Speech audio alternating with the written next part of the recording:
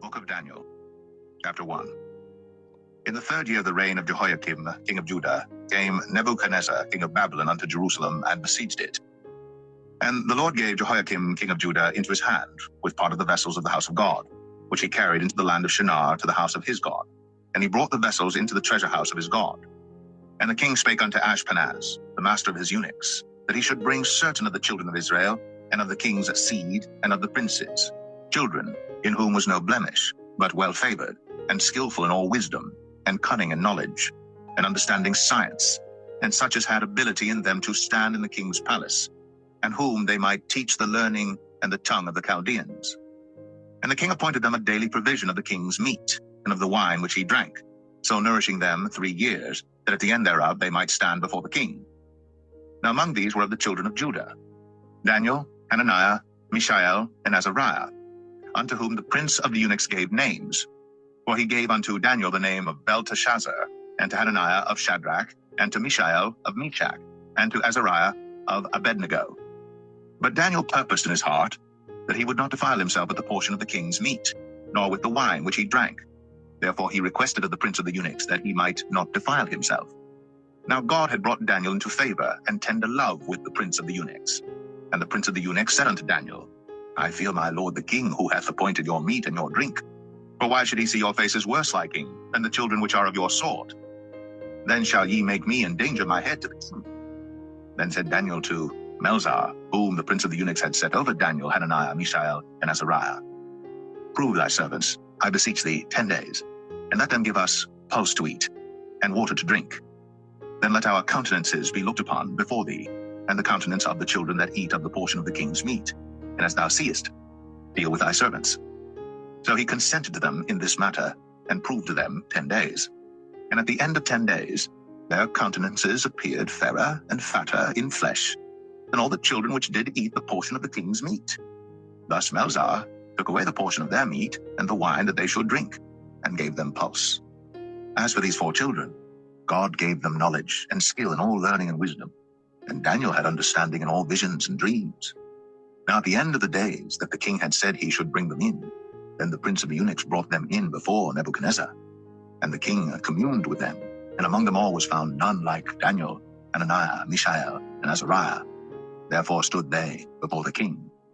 And in all matters of wisdom and understanding that the king inquired of them, he found them 10 times better than all the magicians and astrologers that were in all his realm. And Daniel continued even unto the 1st year of King Cyrus.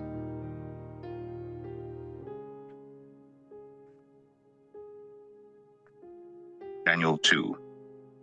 And in the 2nd year of the reign of Nebuchadnezzar, Nebuchadnezzar dreamed dreams, wherewith his spirit was troubled, and his sleep brake from him. Then the king commanded to call the magicians, and the astrologers, and the sorcerers, and the Chaldeans, for to show the king his dreams. So they came and stood before the king. And the king said unto them, I have dreamed a dream, and my spirit was troubled to know the dream.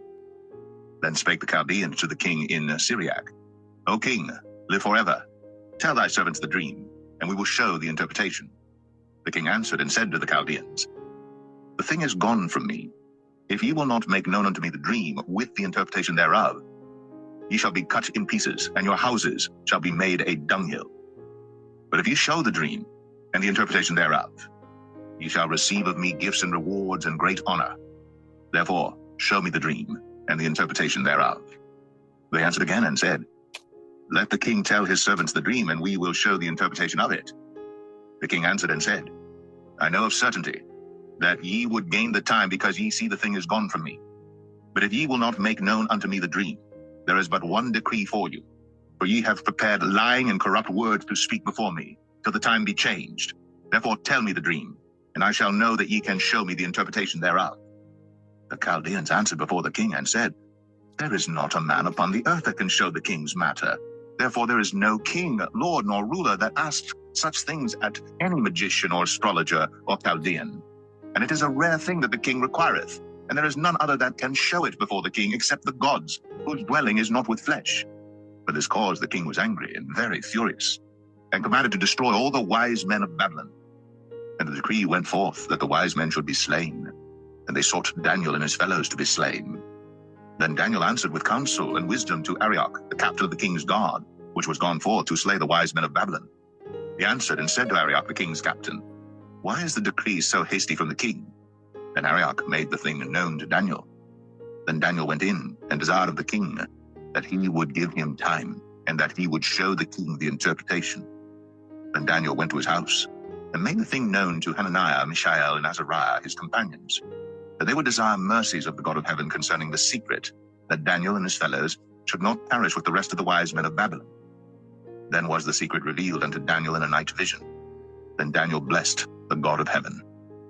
Daniel answered and said, Blessed be the name of God forever and ever, for wisdom and might are his. And he changeth the times and the seasons.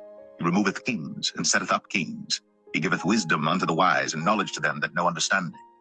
He revealeth the deep and secret things. He knoweth what is in the darkness, and the light dwelleth with him. I thank thee and praise thee, O thou God of my fathers, who hast given me wisdom and might, and hast made known unto me now what we desired of thee. For thou hast now made known unto us the king's matter. Therefore Daniel went in unto Arioch, whom the king had ordained to destroy the wise men of Babylon. He went and said thus unto him, Destroy not the wise men of Babylon.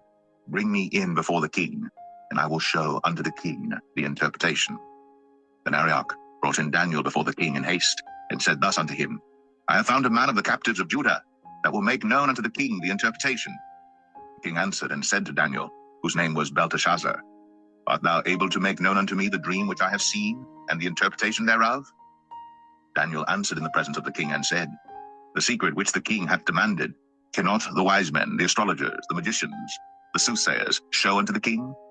But there is a God in heaven that revealeth secrets, and maketh known to the king Nebuchadnezzar what shall be in the latter days. Thy dream, and the visions of thy head upon thy bed, are these. As for thee, O king, thy thoughts came into thy mind upon thy bed, what should come to pass hereafter. And he that revealeth secrets maketh known to thee what shall come to pass. But as for me, the secret is not revealed to me for any wisdom that I have more than any living, but for their sakes that shall make known the interpretation to the king, and that thou mightest know the thoughts of thy heart. Thou, O king, sawest, and behold, a great image.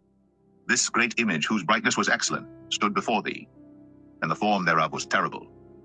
This image's head was of fine gold, his breast and his arms of silver, his belly and his thighs of brass, his legs of iron, his feet part of iron and part of clay. Thou sawest till that a stone was cut out without hands, which smote the image upon his feet that were of iron and clay, and brake them to pieces. Then was the iron, the clay, the brass, the silver, and the gold broken to pieces together, and became like the chaff of the summer threshing floors, and the wind carried them away, that no place was found for them. And the stone that smote the image became a great mountain, and filled the whole earth. This is the dream, and we will tell the interpretation thereof before the king.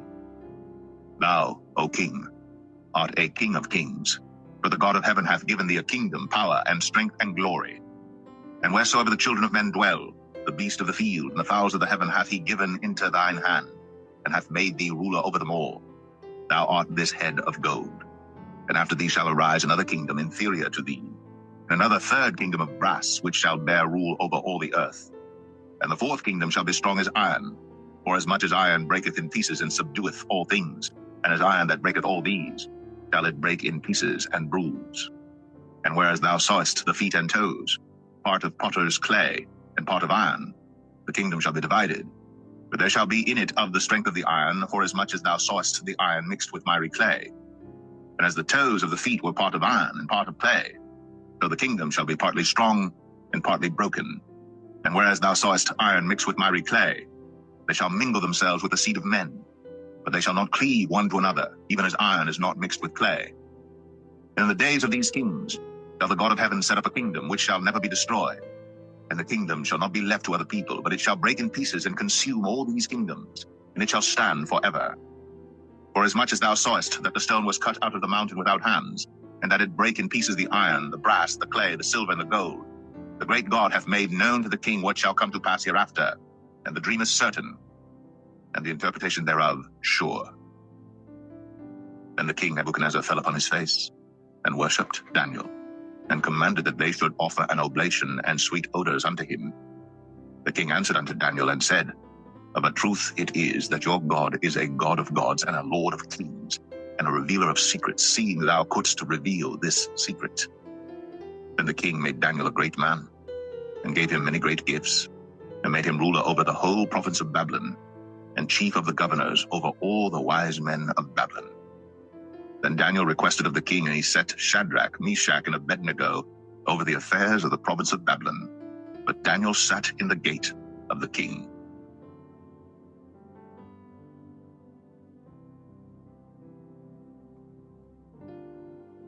Daniel 3. Nebuchadnezzar the king made an image of gold, whose height was 60 cubits, and the breadth thereof 6 cubits. He set it up in the plain of Dura, in the province of Babylon. Then Nebuchadnezzar the king sent to gather together the princes, the governors, and the captains, the judges, the treasurers, the counselors, the sheriffs, and all the rulers of the provinces, to come to the dedication of the image which Nebuchadnezzar the king had set up. Then the princes, the governors, and captains, the judges, the treasurers, the counselors, the sheriffs, and all the rulers of the provinces were gathered together unto the dedication of the image that Nebuchadnezzar the king had set up. And they stood before the image that Nebuchadnezzar had set up. Then an herald cried aloud, To you it is commanded, O people, nations, and languages, that at what time ye hear the sound of the cornet, flute, harp, sackbut, psaltery, dulcimer, and all kinds of music, ye fall down and worship the golden image that Nebuchadnezzar the king hath set up. And whoso falleth not down and worshipeth, shall the same hour be cast into the midst of a burning fiery furnace. Therefore at that time, when all the people heard the sound of the cornet, flute, harp, sackbut, psaltery, and all kinds of music, all the people, the nations, and the languages fell down and worshipped the golden image that Nebuchadnezzar the king had set up. Wherefore at that time certain Chaldeans came near and accused the Jews. They spake and said to the king Nebuchadnezzar, O king, live forever. Thou, O king, hast made a decree that every man that shall hear the sound of the cornet, flute, harp, sackbut, psaltery, and dulcimer, and all kinds of music, shall fall down and worship the golden image. And whoso falleth not down and worshippeth, that he should be cast into the midst of a burning fiery furnace. There are certain Jews whom thou hast set over the affairs of the province of Babylon, Shadrach, Meshach, and Abednego. These men, O king, have not regarded thee. They serve not thy gods, nor worship the golden image which thou hast set up. Then Nebuchadnezzar, in his rage and fury, commanded to bring Shadrach, Meshach, and Abednego. Then they brought these men before the king.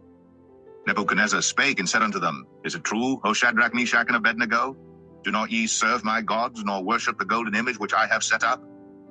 Now, if ye be ready that at what time ye hear the sound of the cornet, flute, harp, sackbut, psaltery, and dulcimer, and all kinds of music, ye fall down and worship the image which I have made, well.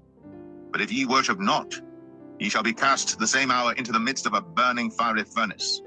And who is that God that shall deliver you out of my hands? Shadrach, Meshach, and Abednego answered and said to the king, O Nebuchadnezzar, we are not careful to answer thee in this matter. If it be so, our God, whom we serve, is able to deliver us from the burning fiery furnace, and he will deliver us out of thine hand, O king. But if not, be it known unto thee, O king, that we will not serve thy gods, nor worship the golden image which thou hast set up. Then was Nebuchadnezzar full of fury, and the form of his visage was changed against Shadrach, Meshach, and Abednego. Therefore he spake, and commanded that they should heat the furnace 7 times more than it was wont to be heated. And he commanded the most mighty men that were in his army to bind Shadrach, Meshach, and Abednego, and to cast them into the burning fiery furnace. Then these men were bound in their coats, their hosen, and their hats, and their other garments, and were cast into the midst of the burning fiery furnace. Therefore, because the king's commandment was urgent, and the furnace exceeding hot, the flame of the fire slew those men that took up Shadrach, Meshach, and Abednego. And these 3 men, Shadrach, Meshach, and Abednego, fell down bound into the midst of the burning fiery furnace. Then Nebuchadnezzar the king was astonished, and rose up in haste, and spake, and said unto his counselors, Did not we cast 3 men bound into the midst of the fire? They answered and said unto the king, True, O king. He answered and said, Lo, I see 4 men loose, walking in the midst of the fire, and they have no hurt, and the form of the 4th is like the Son of God. Then Nebuchadnezzar came near to the mouth of the burning fiery furnace, and spake and said, Shadrach, Meshach, and Abednego, ye servants of the Most High God, come forth and come hither. Then Shadrach, Meshach, and Abednego came forth of the midst of the fire.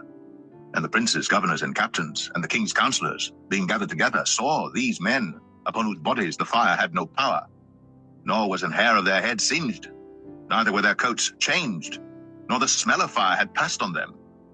Then Nebuchadnezzar spake and said, Blessed be the God of Shadrach, Meshach, and Abednego, who hath sent his angel, and delivered his servants that trusted in him, and have changed the king's word, and yielded their bodies, that they might not serve nor worship any god, except their own God.